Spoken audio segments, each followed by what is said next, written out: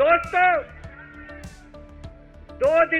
आज से 2 दिन के बाद मैं सीएम की कुर्सी से इस्तीफा देने जा रहा हूं। मैं तब तक सीएम की कुर्सी पे नहीं बैठूंगा जब तक जनता अपना फैसला ना सुना दे। अगर आपको लगता है केजरीवाल ईमानदार है, मेरे पक्ष में वोट दे देना।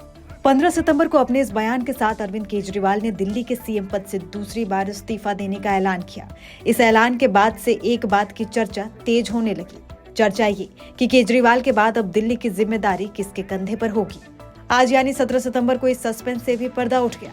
आतिशी मार्लेना अब दिल्ली की नई मुख्यमंत्री होंगी। खुद केजरीवाल ने मुख्यमंत्री पद के लिए आतिशी के नाम का प्रस्ताव रखा। विधायकों ने भी आतिशी के नाम का समर्थन किया। ऐसे में आपको बताते हैं आतिशी से जुड़ी कुछ खास बातें, कैसे एक आम लड़की दिल्ली की सत्ता की रानी बन गई। आपको बताएंगे कि ऑक्सफोर्ड यूनिवर्सिटी से पढ़ाई से लेकर दिल्ली के मुख्यमंत्री बनने तक कैसा रहा है आतिशी का राजनीतिक सफर। 8 जून 1981 में दिल्ली में जन्मी आतिशी ने एक लंबा सफर तय किया है। किसे पता था कि दिल्ली विश्वविद्यालय के प्रोफेसर दंपति विजय सिंह और तृप्ता सिंह के घर आई एक नन्ही परी एक दिन दिल्ली की बागडोर संभालेगी। आतिशी की स्कूली पढ़ाई नई दिल्ली के स्प्रिंगडेल स्कूल से हुई है। फिर दिल्ली विश्वविद्यालय के सेंट स्टीफन कॉलेज से साल 2001 में ग्रेजुएशन। फिर आगे की पढ़ाई के लिए आतिशी इंग्लैंड चली गई।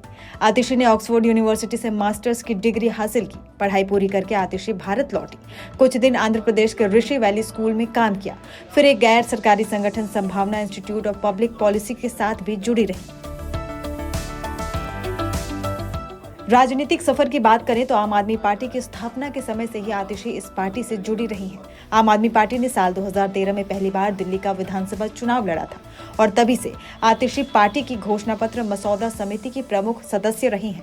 आतिशी आप प्रवक्ता भी रही। उन्होंने जुलाई 2015 से अप्रैल 2018 तक दिल्ली के उप मुख्यमंत्री और शिक्षा मंत्री रहे मनीष सिसोदिया के सलाहकार के तौर पर भी काम किया और दिल्ली के सरकारी स्कूलों में पढ़ाई का स्तर सुधारने के लिए कई योजनाओं पर काम किया।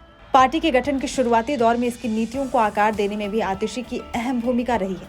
बाद में साल 2019 के लोकसभा चुनाव में आतिशी को पूर्वी दिल्ली से पार्टी का उम्मीदवार बनाया गया। मुकाबला बीजेपी के प्रत्याशी गौतम गंभीर से था। हालांकि इस चुनाव में आतिशी गौतम गंभीर से करीब 4 लाख मतों से हार गई। बाद में साल 2020 में दिल्ली चुनाव में उन्होंने कालकाजी क्षेत्र से चुनाव लड़ा और बीजेपी प्रत्याशी धर्मवीर सिंह को 11,000 से अधिक वोटों से मात दी।